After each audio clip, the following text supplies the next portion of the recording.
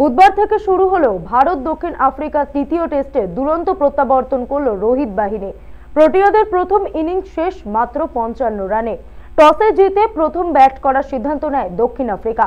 সিরাজ, বুমরা ও মুকেশ কুমারের দাপুটে বোলিংয়ের সামনে তাসের ঘরের মতো ভেঙে পড়ে আয়োজকদের ইনিংস। 15 রান দিয়ে 6 উইকেট পেয়েছেন মোহাম্মদ সিরাজ, 2টি করে উইকেট পেয়েছেন জসপ্রীত বুমরা ও মুকেশ কুমার। এ বিষয়ে আমরা বিস্তারিত জানবো। আমাদের সঙ্গে রয়েছেন আমাদের প্রতিনিধি পুরন্দর চক্রবর্তী।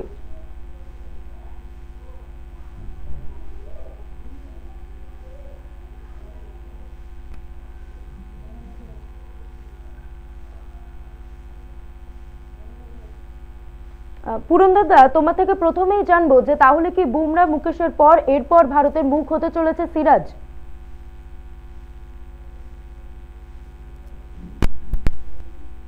ভারত এই মুহূর্তে কিন্তু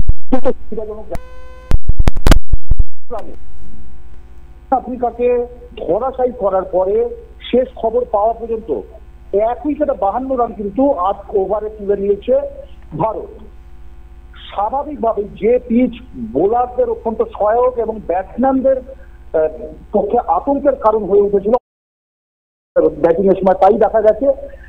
সেই জন্য রোহিত শর্মা কিন্তু মূলত আক্রমণের পথ বেছে নিয়েছেন এবং তিনি মূলত রাবাডাকে বাদ দিয়ে অন্য যে পেসাররা রয়েছেন তাদেরকে আক্রমণ করছেন এবং দ্রুত রান তোলার রাস্তায় তিনি যাচ্ছেন। কিন্তু এর আগে সকালের সেশন যেখানে 55 রানে ধরাশায়ী করেছিল ভারত দক্ষিণ আফ্রিকাকে, সেটা কিন্তু একটা নজির এই জন্যই। এর আগে 62 রানে সর্বনিম্ন 62 রানে নিউজিল্যান্ডকে অল আউট করার নজির ছিল ভারতের, তাও কিন্তু ভারতের মাটিতে হয়েছিল ওয়াংখাড়েতে।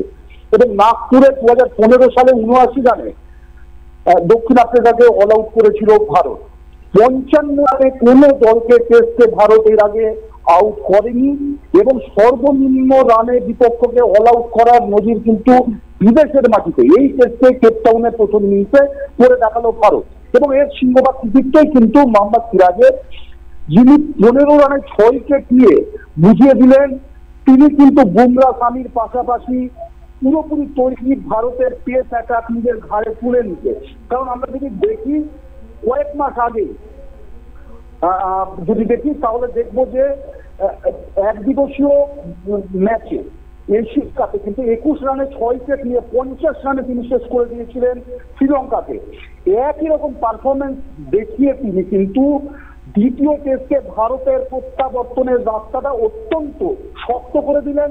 এবং ভারতীয় ব্যাটসম্যানরা এবার যদি একটা বড় রান করতে পারে, স্বাভাবিকভাবে ডিন এলগার বা তার অন্য রয়েছেন মার্করাম সহ, তারা কিন্তু অত্যন্ত চাপে থাকবেন। স্বাভাবিকভাবে ভারত ইতিমধ্যেই ছুঁয়ে ফেলেছে দক্ষিণ আফ্রিকার রানকে, ফলে দক্ষিণ আফ্রিকা পুরোপুরি এই টেস্টে চাপে এবং অ্যাডভান্টেজ ভারত। মধুরিমা, অনেক ধন্যবাদ তোমাকে।